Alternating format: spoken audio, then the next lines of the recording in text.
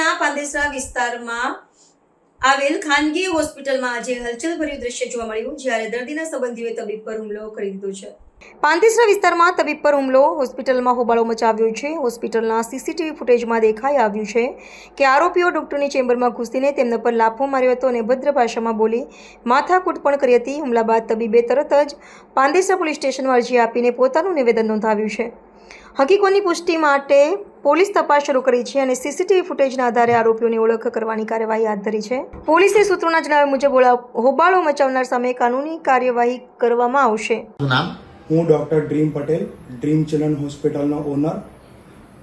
મારા assistant doctor નામ doctor Manoj Prajapati. ગઈકાલે સાંજે એક પેશન્ટ આવ્યું હતું જેણે ઘરે ઉંદર મારવાની દવા લીધી હતી અને અમે પ્રાઇવેટના પ્રોટોકોલ પ્રમાણે રિલેટિવને એણે શાંતિથી સમજાવ્યું કે ભાઈ તમારે 24 થી 48 કલાક ઓબ્ઝર્વેશનમાં એડમિટ થવું પડે, કંઈ પણ કોમ્પ્લિકેશન હોય તો હોસ્પિટલમાં આપણને ખ્યાલ આવે।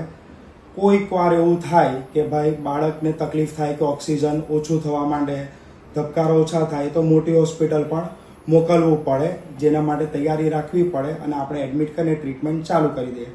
એમણે કીધું કે મારે એડમિટ નથી થવું અને ફાઇલ લઈને ચાલ્યા ગયા। પછી એ રિલેટિવ પાછા આવ્યા, મારા આસિસ્ટન્ટ ડૉક્ટરને 10 થી 12 વાર તમાચા માર્યા, અહીંયા સ્ટાફ સાથે મગજમારી કરી, ગાળાગાળી કરી અને જોરથી માર્યા, જે વસ્તુ ખોટી છે। કે અમે પેશન્ટને શાંતિથી સમજાવ્યું કે ભાઈ તમારે એડમિટ થવાની જરૂર છે। એ જ પેશન્ટ સાચી ચિલ્ડ્રન હોસ્પિટલ પણ ગયું, ત્યાં પણ એને ઇન્ડોર માટે સમજાવવામાં આવ્યું, પણ એ પેશન્ટ ત્યાં પણ એને મગજમારી કરી અને નહીં ઇન્ડોર થયું।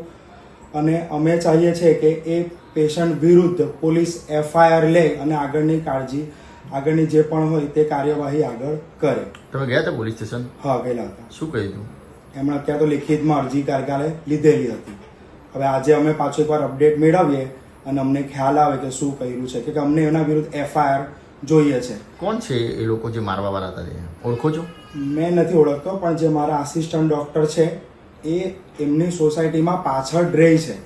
તમે કંઈ પણ હોય પણ હુમલો નહીં કરી શકો, કોઈને પણ મારી નહીં શકો।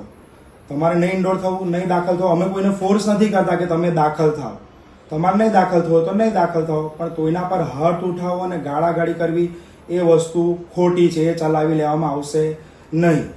આજે આ ડૉક્ટર પર હુમલો થયો છે, કાલે બીજા પર હુમલો થાય તો એ વસ્તુ પોસિબલ નથી। પછી અમે ક્યારે ભયના હેતે કામ કર્યા કરે, અમે શાંતિથી સમજાવ્યું છે, એવું પણ નહીં કે કંઈ બળજબરીથી સમજાવ્યું હોય, શાંતિથી સમજાવ્યું છે કે ભાઈ તમારે એડમિટ થવાની જરૂર છે, તમે થાવ તો ઠીક, નહીં થયા તો તમે ચાલ્યા લાગે, તો અમે કંઈ તમને કંઈ ફોર્સ નથી કર્યો।